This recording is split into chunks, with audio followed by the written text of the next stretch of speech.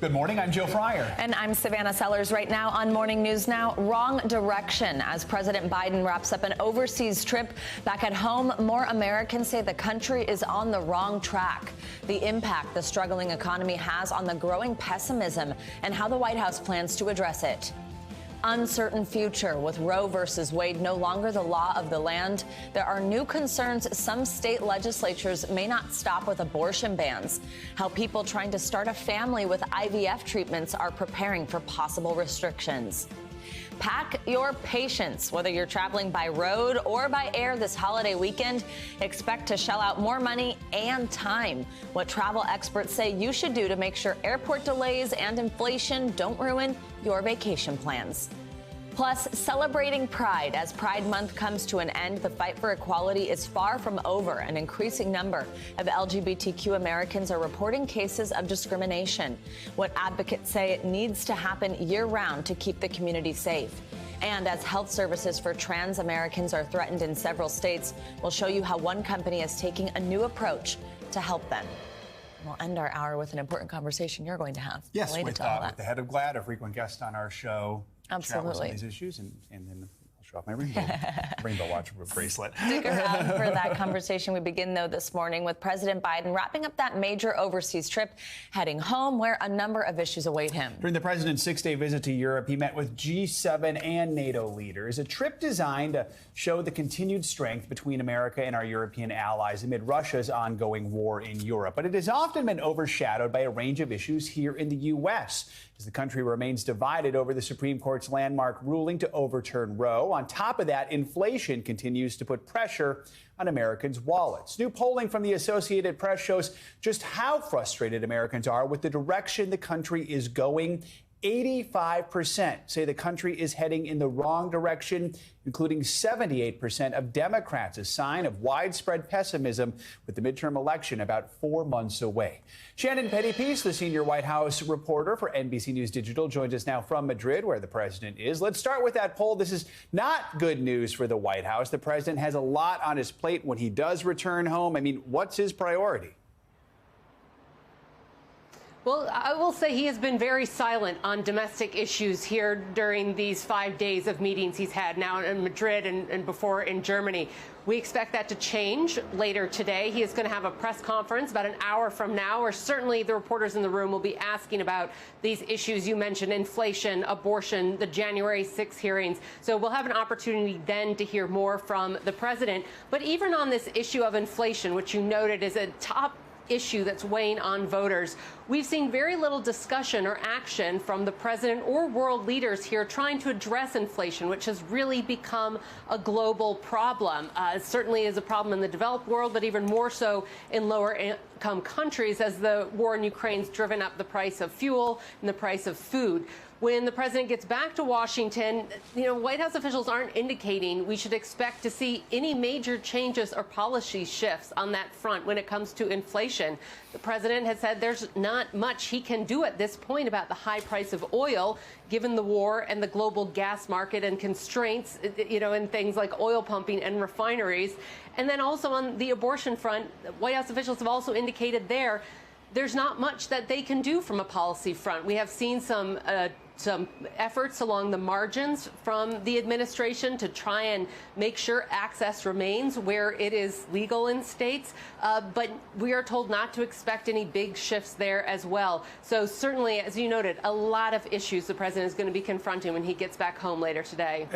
Yeah, I mean, with the issue of inflation, the president has repeatedly argued that it is a product of the war with Russia against Ukraine and what they started in Ukraine. It's something maybe a lot of Republicans would dispute. How much did the president discuss with other world leaders that idea of the Russian war impacting the economy while he was in Europe this past week? Right. Well, there's been a major acknowledgement among world leaders that ultimately the solution to these problems with food shortages, rising food prices, rising fuel prices, supply chain disruption, ultimately, a major solution to that is going to be ending this conflict. So much of the focus, much of this conversation was on continuing to support Ukraine militarily, humanitarily, and also ratcheting up the pressure on Russia to whatever extent they can at this point. There was a ban imposed from the G7 countries on gold imports, and we expect there to be further discussions about a potential price cap on oil imports in those countries. All right, Shannon Pettypiece, thank you so much. Now, all this economic stress is taking a toll here at home and on a lot of people's summer vacations. A new survey by personal finance company NerdWallet found that of the nearly 7 in 10 Americans who say they're traveling this summer, 81% say inflation will impact their plans. Joining us now is NerdWallet travel expert Sarah Rathner. Sarah, good morning. Thanks for your time. So, I mean, really, any way you look at it, travel has been a nightmare. I mean, I've been stuck in many airports several times already this summer. We know about gas prices. Now an overwhelming majority of travelers are rethinking their summer trips. How are they changing their plans? So travelers are having to get creative. Maybe they would have flown, but now they're choosing to drive so they don't have to deal with crowds at airports and long lines and delays. People are traveling closer to home. They're traveling for shorter periods of time, knocking a few days off of their trip just to save on all these costs. And actually 41% of Americans told us that they're planning on likely going into credit card debt to fund those summer travel expenses. Ooh, wow. I know your survey found specifically that travel by car is the most popular option for Americans this year. Why are so many people road tripping if that's how gas prices are? Is it because of how tough flights have been? It could depend partially on where they're going, but also if you've been at an airport lately, you know how chaotic it can get. My husband traveled for work last week and it took him a half hour just to check his bag. So if you're going to the airport this weekend, you need to give yourself a lot of extra time just to get through all of these lines. Sarah, what everyone is wondering is how can we save money? Do you have any tips for that? Yeah, so when you're traveling, obviously everybody thinks about hotels and flights and rental cars, the big 3 travel bookings, but you're also going to be spending a lot of money on things like tourist attractions and food, especially food, every day. So you want to limit how many expensive meals you have to buy. If there's a fancy restaurant you really want to try, go for lunch. It's usually a less expensive meal. You might want to consider staying in a vacation rental with a kitchen so you can cook, or at least booking a hotel that offers free breakfast, maybe a free happy hour with snacks. Sarah Rathner, great tips there. Thank you so much. Thank you. Well, the travel weekend upon us. A lot of folks are wondering about the weather. Absolutely, which means Michelle Grossman's here to fill us in. What are we looking at? Hi there, guys. We do have some bumps in the road, so to speak. We're looking at some rain. I know, of course, right? No matter what. Yeah, right. We're looking at some, at least today, we're looking at some problems in the southeast. But as we near the holiday weekend on Saturday, we're looking at a lot of us on the East Coast seeing some rain. So let's start with today because we are looking at those scattered showers and storms, some heavy downpours. We still have that area of low pressure in the Gulf. We have a frontal boundary that's kind of draped over the area. It's parked in place. And that's why we're seeing these repeated rounds of showers and storms. We've watched them for days. We're going to continue to watch them throughout the holiday weekend as well. So today, combining that boundary with that area of low pressure, we're looking at tropical downpours along the Texas coast. We could see up to 7 inches of rain in some spots. And then scattered storms from Louisiana to Florida. This is what it looks like in terms of your rainfall forecast, where you see these darker colors, the yellows, the oranges, the reds. That's where we're seeing a lot of rain. So soaking rain along the Carolina coast into the southeast, all through the Gulf Coast and also through the eastern parts of Texas. So even 4 or 5 inches of rain. But this is where we're going to see the most rain. Where you see this red right along the coast is where we're going to see 7 inches. Beneficial rain. We're in extreme drought there, but we're going to see this pretty fast. We could see some flash flooding. Also looking at the chance of some severe weather today in the upper Midwest, also parts of the northern Great Lakes, with winds gusting up to 60 miles per hour, damaging hail, and an isolated tornado is possible. That's this evening into also the afternoon hours. Hot and humid once again nearing the July 4th weekend. We're looking at temperatures in the 90s today. Chicago, 10 degrees above average for this time of year, in the mid-90s. Same story in Omaha. Buffalo, we're looking at 83 degrees. Then as we go throughout tomorrow, temperatures climbing into the 90s once again in Philadelphia. It's going to feel like 97 degrees. 94 is what it'll feel like in Richmond. And it's going to feel like 95 in Cincinnati. We'll keep that warm air in place for the holidays. Temperatures in the 90s in Charlotte and Richmond by Monday, upper 80s. New York City, warm one too, into the upper 80s by Monday. So for today, the rest of the country, we're looking at that monsoonal moisture in the southwest still continuing. Warm in the middle of the country, the central and southern plains. Continuing to watch that rain rain falling in the southeast. Now let's look towards the weekend because it's kind of a rinse and repeat type situation. Storms from the northeast into the southeast. Same story on Saturday, guys. We're going to start out wet. Much of the east. We're looking at scattered storms from New England down to the southeast. So hot and stormy. Okay. Yeah, does that sound great for holiday? Yeah, really just fabulous weather for the hair, for everything. Monday's looking really good in the northeast out, like fabulous. That's good. Okay. Yeah. Fireworks. All right. All right. Exactly. Thanks, Michelle. Sure. Turning now to the growing battle over the future of abortion rights in this country. As a number of states take steps to ban abortion, some doctors are concerned fertility treatments like IVF could be the next target. They question if a patient's frozen embryos could be defined as unborn children, and if so, what happens if those embryos are discarded. NBC News correspondent Antonia Hilton joins us now from a Boston IVF clinic in Massachusetts with the latest. Antonia, good morning to you. So right now, is this decision affecting patients who are currently undergoing IVF treatments at all? Good morning, Joe. Well, it's certainly affecting their thinking. As of right now, there are no laws that directly impact IVF that are going to stop patients from going to their appointments and moving forward with this process. But because new laws are likely going to be introduced by anti-abortion activists or lawmakers in the coming days and months, the patients and providers that I've spoken to say that they're nervous that the legal landscape is going to change. In particular, that there could be personhood laws that define the meeting of sperm and egg, an embryo, as a life. That directly implicates the work that doctors do in labs like the one behind me here, where they not only create, they at times destroy or test these materials. So the patients that I've talked to say that they are moving up their timelines. Some of the women who have already created embryos are planning to use them. In other words, get pregnant sooner than they were originally planning to. Take a listen to a conversation that I had with a woman named Samira Valdez, and she lives in Florida. Sometimes it takes multiple egg retrievals, multiple embryo transfers, and it's emotionally draining. So if you can imagine now all this coming to play for so many families, we're stressed and we're nervous now. It's very overwhelming. My husband and I were kind of going to wait maybe like 2 or 3 years after my daughter, just to kind of give us time with the one child. But this is definitely making me want to move faster and try to make a decision sooner than later. Samira, as she described right there, is planning to have her next child now 2 to 3 years earlier than she had initially planned. And not only does that change their family, but that is a significant cost. These procedures cost thousands of dollars. Often insurance programs do not cover it.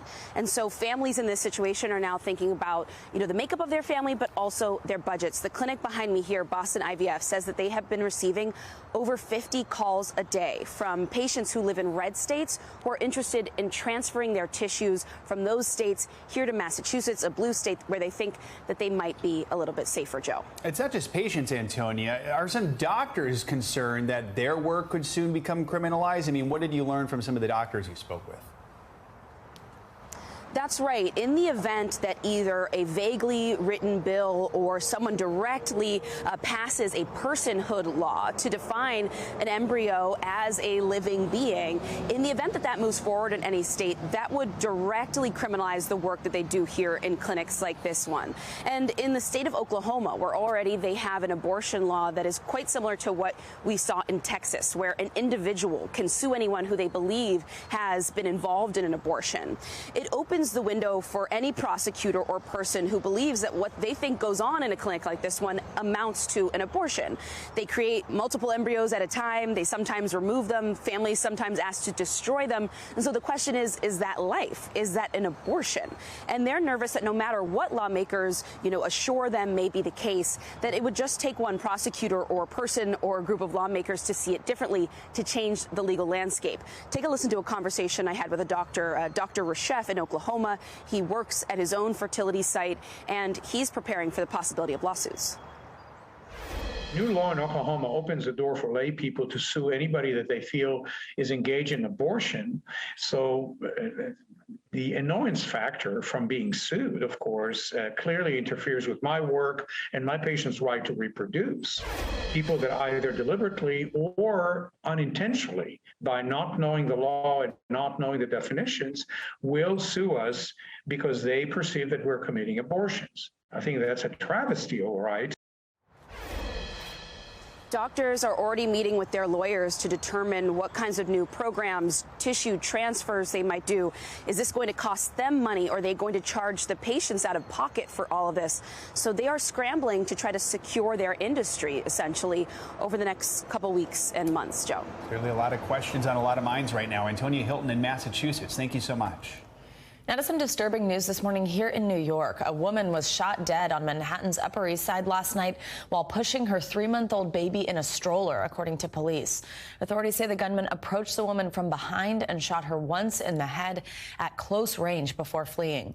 WNBC reporter Gabby Acevedo joins us now near the scene of the shooting. Hey, good morning. So what do we know so far about the victim and her baby? Good morning, Savannah, to you and to your viewers.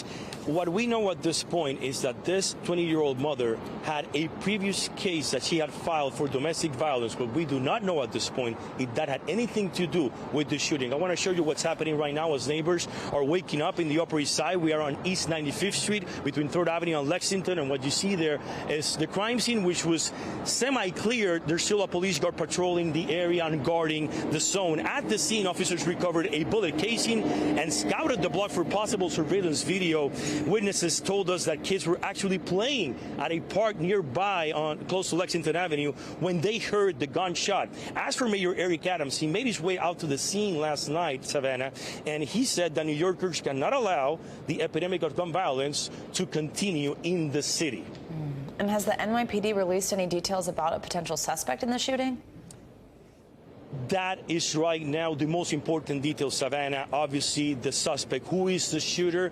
The description right now is too vague. A man wearing all black who they say left the scene on foot here on East 95th Street. The relationship between the shooter and the victim is unclear. The good news as far as that baby is concerned, at 3-month-old, he was not injured in the shooting. But again, very little details in terms of that suspect, that shooter, and that's why surveillance video at this point will have to play a large role in this investigation, even though this happened after or close to 8:30 last night.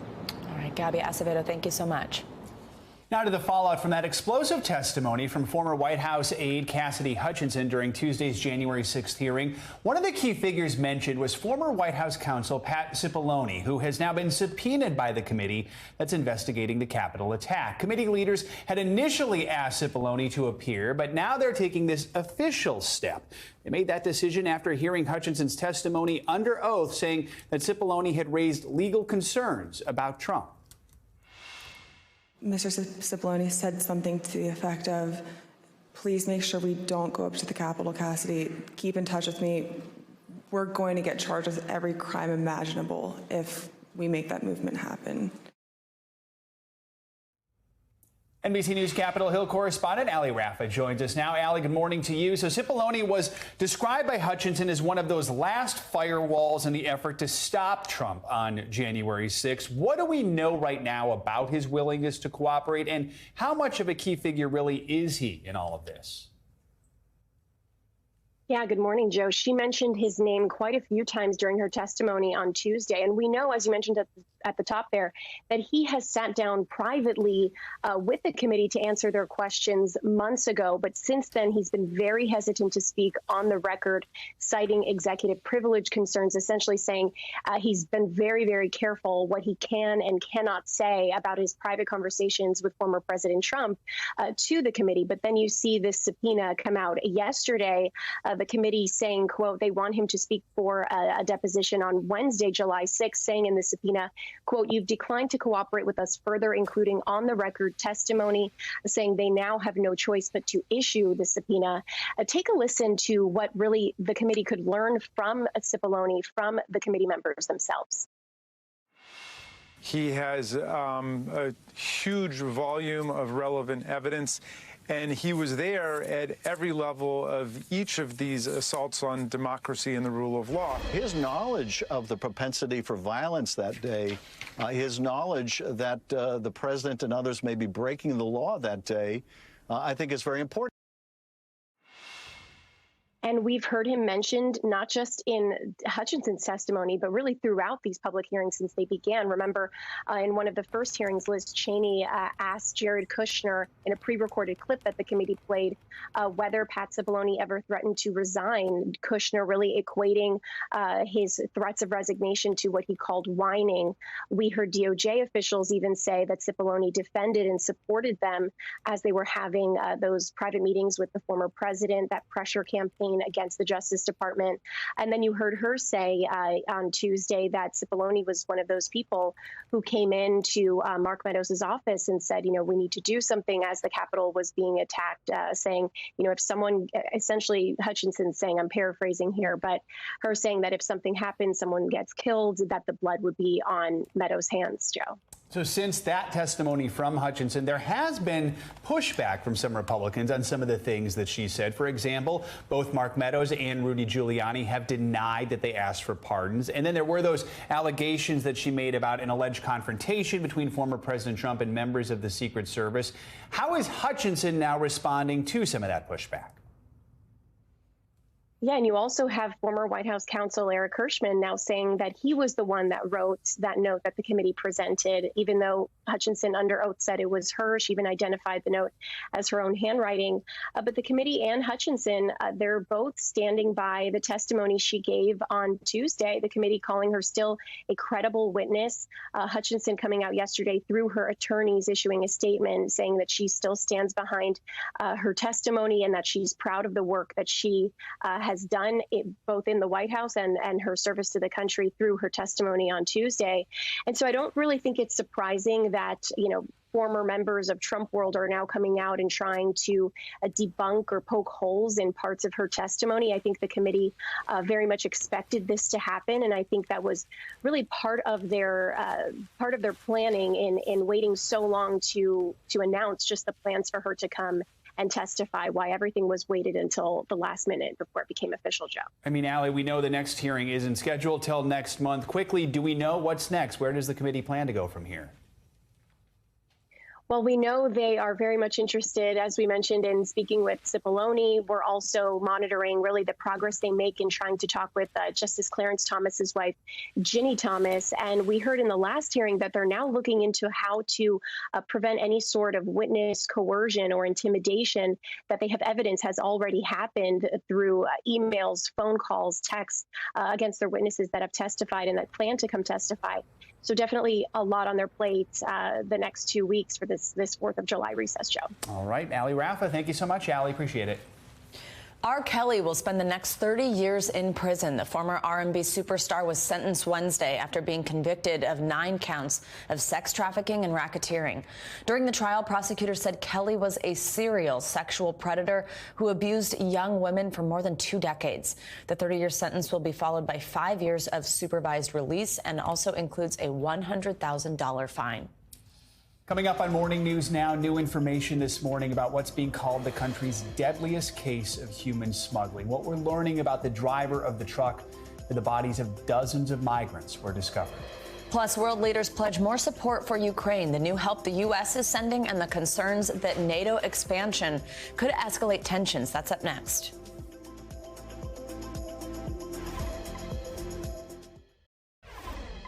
We're back with new information about the horrific case of human smuggling on the outskirts of San Antonio, Texas. 4 people have now been arrested and charged for their involvement in the death of those 53 migrants who were trapped in a semi-truck and abandoned in the heat. NBC News correspondent Morgan Chesky has more on the investigation. Stunning new evidence in what officials are calling the nation's deadliest case of human smuggling. This empty trailer, now tied to the deaths of 53 men, women, and potentially children left packed inside.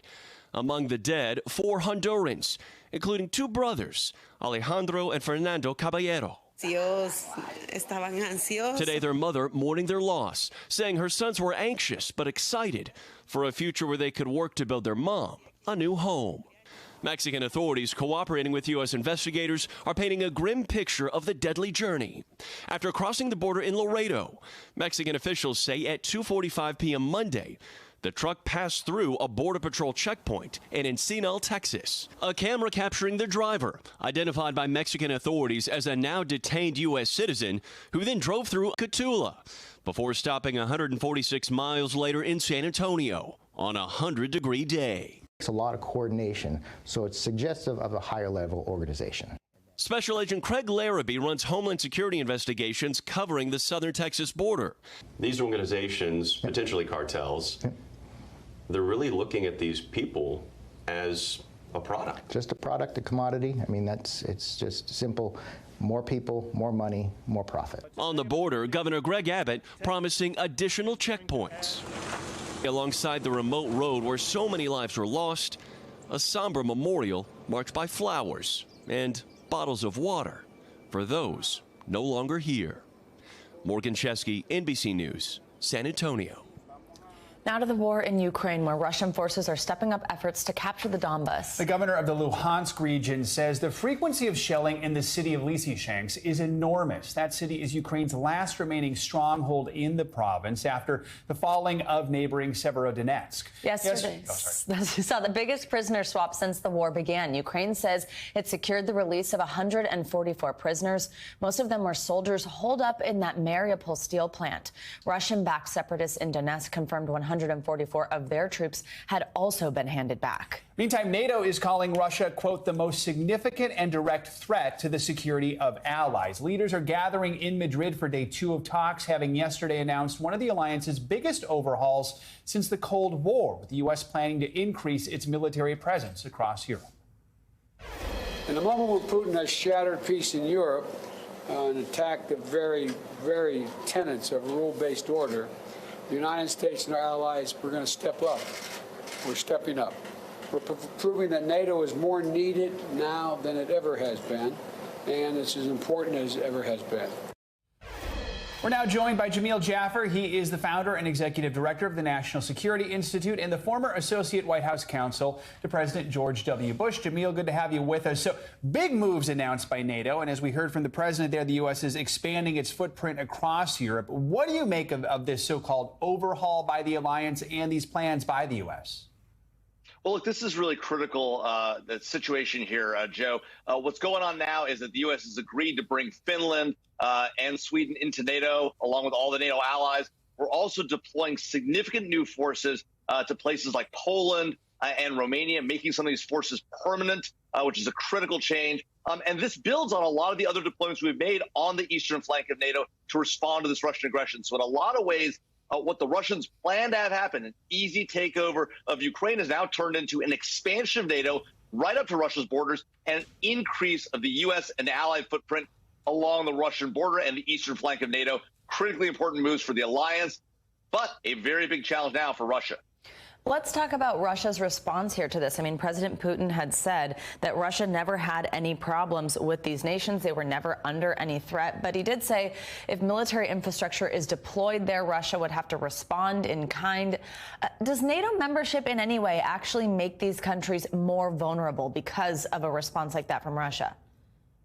Well, look, I think the reality that we've seen is that all of these countries that are not in NATO are vulnerable because Russia feels free, has an open hand to go across the border and invade sovereign countries without any, thing preventing them. And so as a result, bringing them into NATO protects them because they realize, they understand, and Russia realizes that there's now a collective security agreement to respond if Russia crosses the border. So I don't think it makes things more dangerous. Certainly, it raises the stakes for Russia, which will now feel like it has to respond on the border of those countries. But I think it protects them writ large from Russian aggression going forward, assuming we can maintain that collective defense commitment that is at the heart of NATO, that's kept NATO so strong for these many years since the end of World War II.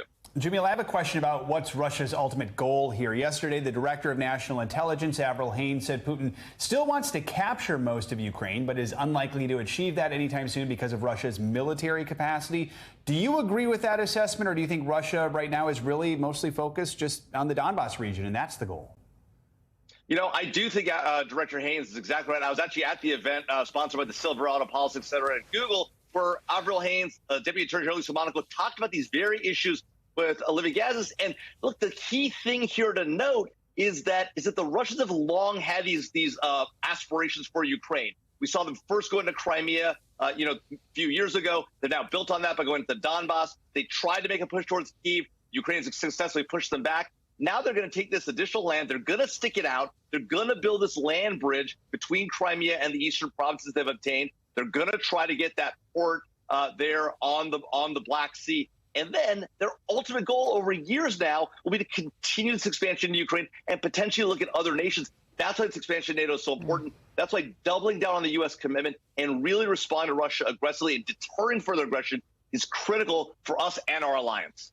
Jamil Jaffer, thanks so much for joining us this morning. We appreciate it. Thank you. And coming up, the U.S. is now a patchwork of different abortion laws. We're going to take a look at the confusion both doctors and patients are facing as they try to figure out what's legal and what's not. You're watching Morning News Now.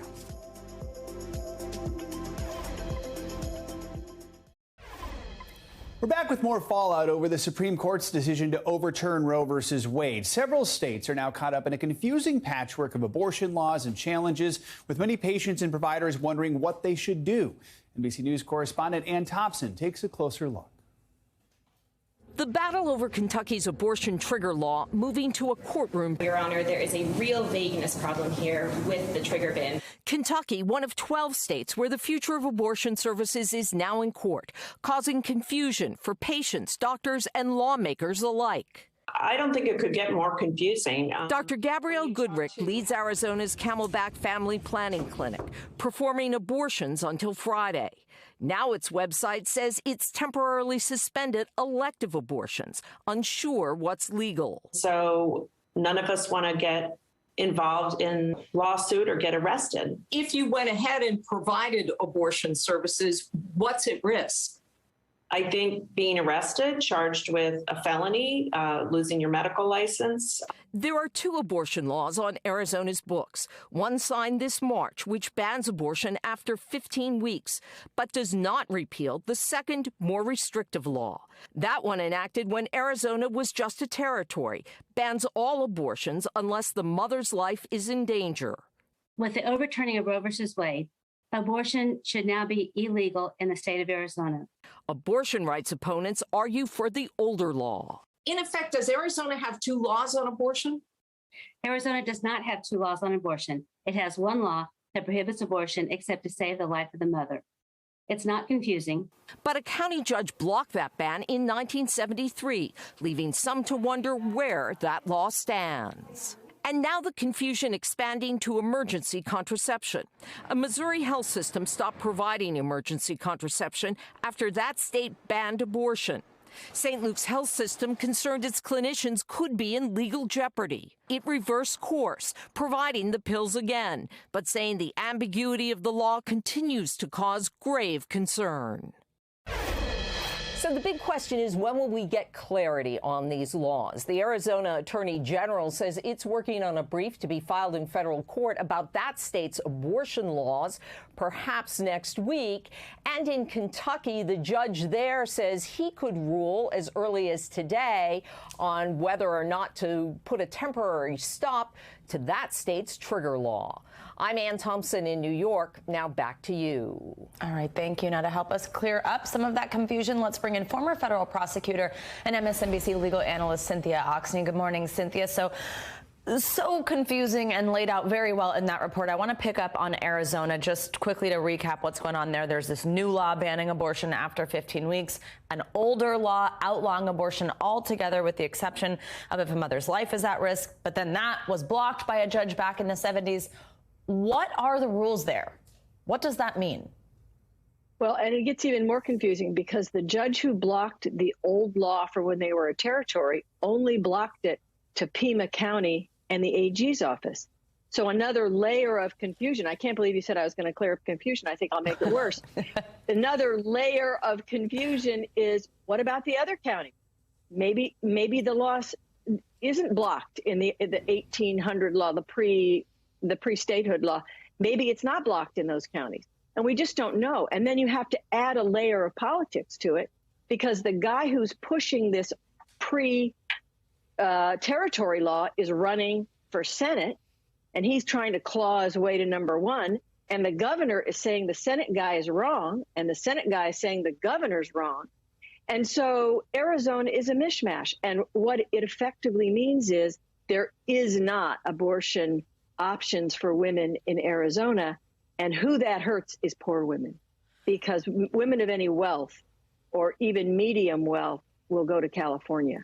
But if you have 3 kids already and your husband is off working and you have to drive to Los Angeles, you have a big problem, and you just can't do it. So it's poor women who will end up paying the price for what the Supreme Court has done to this country. You just touched on this, but we're seeing this clash between state laws and then local district attorneys who say they will not enforce new abortion bans. How would that even work? Well, it's a huge problem. Let's look at Texas. So Texas is going to ban, effectively has banned everything. In Dallas, the prosecutor says, well, I'm not going to prosecute those cases, because the prosecutor ultimately, has to make decisions. Like, am I going to prosecute a rape case? Am I going to prosecute a murder case? Am I going to put my resources in fighting like the big abortion cases? So the Dallas prosecutor says no. The Fort Worth prosecutor, basically within spitting distance down the highway, says, yes, I am going to do it. And that's also true in Detroit, counties that are next to each other. The local prosecutors are saying something totally different. It's going to take a couple of years for this to shake out in the legal system. I'm sorry, I'm not making it all clear for everyone, but it cannot be made clear for several years until it shakes out. But my hunch is ultimately what's going to happen is the middle part of the country, women are going to have no rights, and on the coasts, women are going to have rights. Yeah, something at this point that really can't be understood, but you are helping us at least get that information. Cynthia Oxney, thank you so much. Coming up, a heads up if you're planning a summer cookout for the 4th of July. You may not be able to get your hands on some of your favorite condiments. Why climate change is behind that shortage. That's next.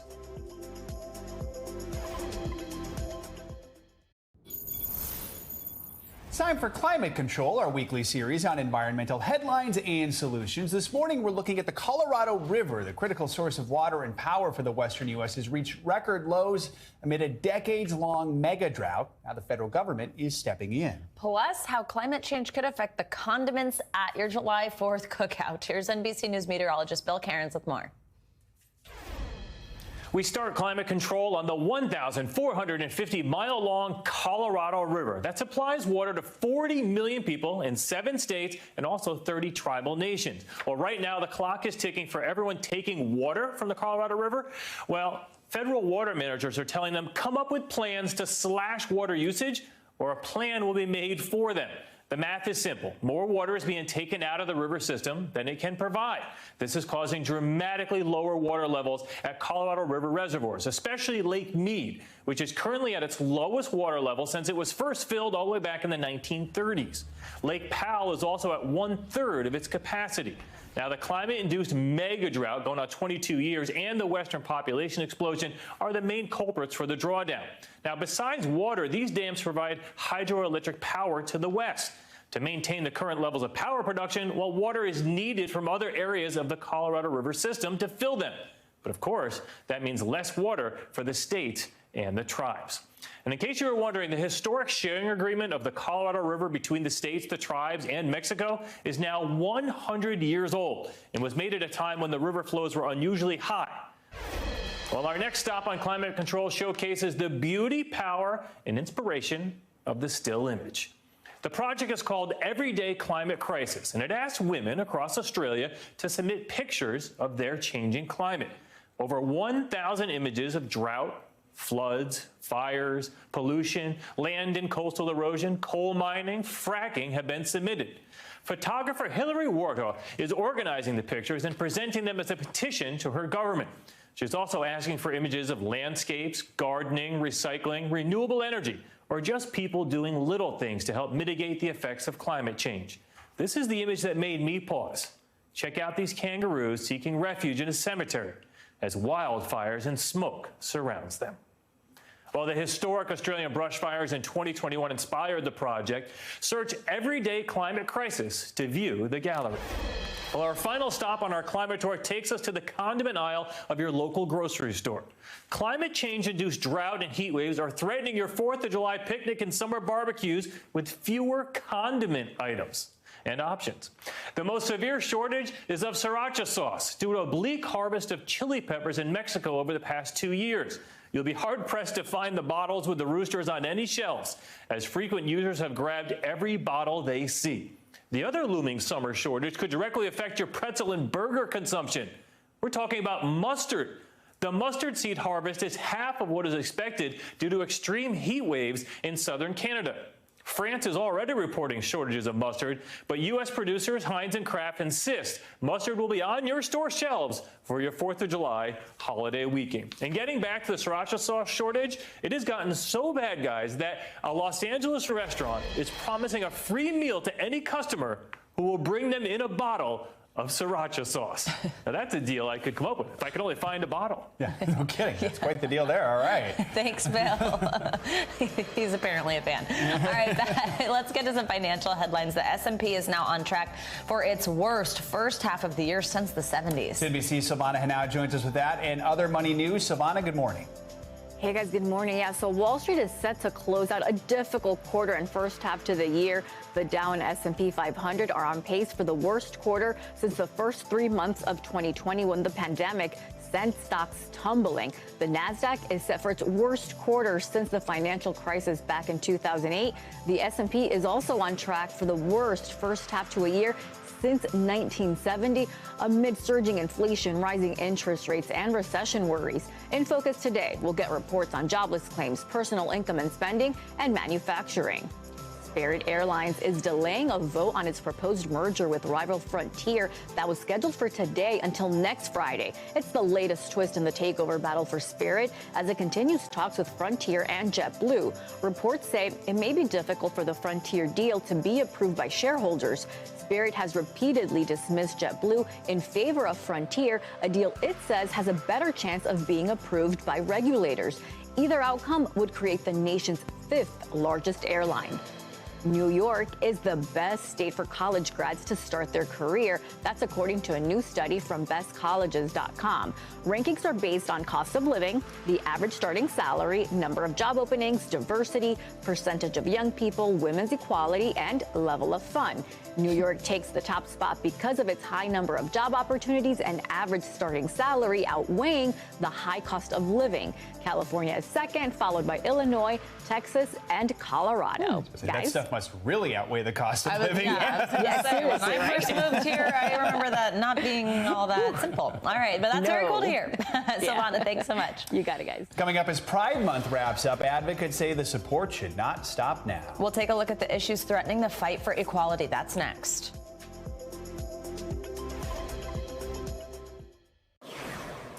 You've probably heard of Pamplona's running of the bulls, but here in New York, we have the running of the goats. It's really more like the munching of the goats. 24 goats charged through Riverside Park in Manhattan yesterday. They were brought in to help eat invasive weeds and dangerous plants like poison ivy. Caretakers say it's better than spraying chemicals, and the goats even add what's described as, quote, natural fertilizer as they munch. The goats are expected to spend the next few weeks eating their way through the 2-acre park. So I'm going to keep my eyes open for that one. The next few weeks, yeah, I was going to say, I want to go check it out. They're an attraction. They could just eat poison ivy also. I guess, I hope. There you go, resilience. All right, thanks, Joe. Yep.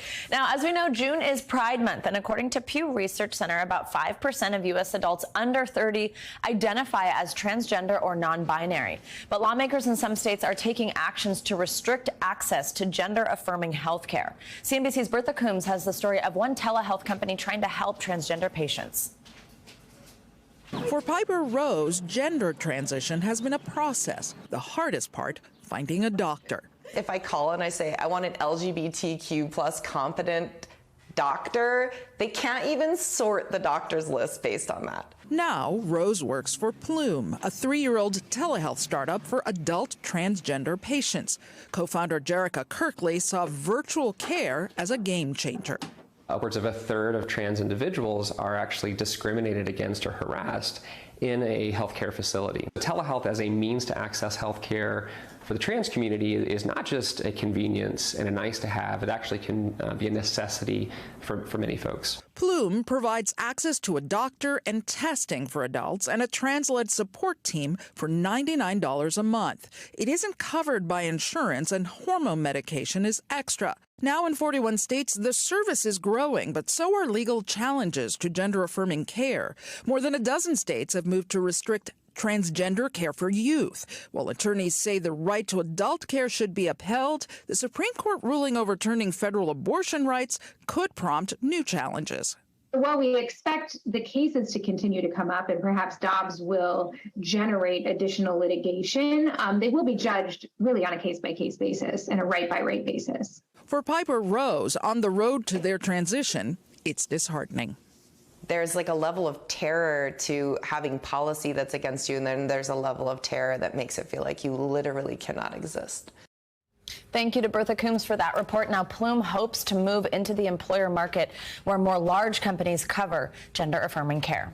With Pride Month coming to an end, we wanted to look at what still needs to be done to tackle prejudice against LGBTQ people. According to the Gay and Lesbian Alliance Against Defamations, or GLAAD's annual Accelerating Acceptance Report, 7 in 10 LGBTQ Americans personally reported instances of discrimination. That is up 24% since 2020. This comes as we're seeing hundreds of anti-LGBTQ bills filed in states across the country. And just earlier this month, more than 30 suspected white supremacists were arrested in Idaho after police say they had plans to riot at a local Pride event. For more on all this, we are joined by the president and CEO of GLAAD, Sarah Kate Ellis. Sarah Kate, good to have you with us. We always appreciate you joining us. I want to start with your new Accepting Accelerants report that we just talked about. What else did you find, and what do you think are the main reasons behind this uptick in discrimination? I want to actually start with the good news. We have some great news out of the Accelerating Acceptance Report, which showed that we do this report every year to look at levels of comfortability of the non-LGBTQ community with the LGBTQ community. And what we found is that non-LGBTQ people are still very comfortable with LGBTQ people. And so we are seeing these attacks heat up, as you've said, but what we've also seen are pride parades across the country in small town, in so-called red states. In Montclair, New Jersey, had a first-of-a-kind pride parade. So we're seeing a lot more LGBTQ people and our allies come out to validate us, to celebrate us, to have some joy in this month. However, this report did indicate that 7 out of 10, or 70% of the LGBTQ community have recently experienced discrimination, which is up 11%, and then up nearly 25% from the year before.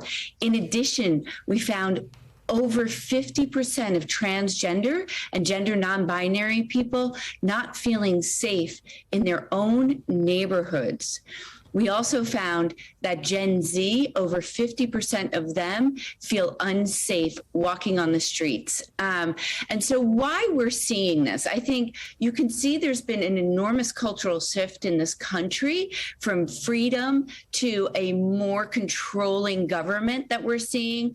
And I think in addition to that, what we're also seeing is that visibility is a double-edged sword. We're seeing more visibility of the trans community, more visibility of the gender nonconforming community, and that's creating a backlash. There were over 300 anti-LGBTQ bills that were brought up at the state legislature this year so far.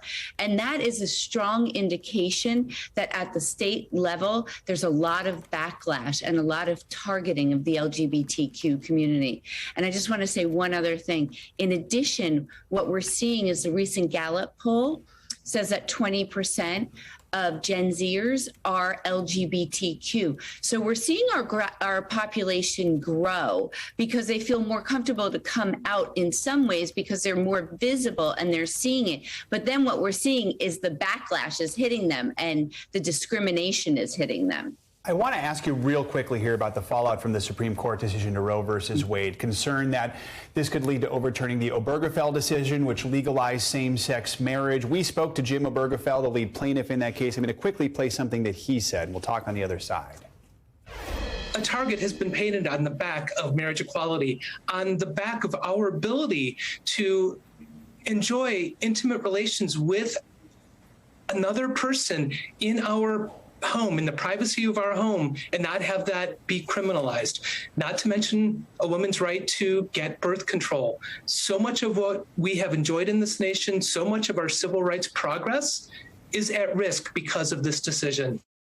Sarah Kate, we have less than 30 seconds here. What do you do now to try and make sure same-sex marriage stays legal? We do three things. We vote in the fall, vote like your life depends on it, and your families do because they do. Two, is there a legislative means, and we need to put pressure on our senators. And number three is we need even more visibility because the rhetoric campaign against our community is dark and dismal, and we need to fight back with the true stories of who we are. Sarah Kate Ellis from GLAAD, thank you so much for joining us this morning as Pride Month comes to an end. We really do appreciate it.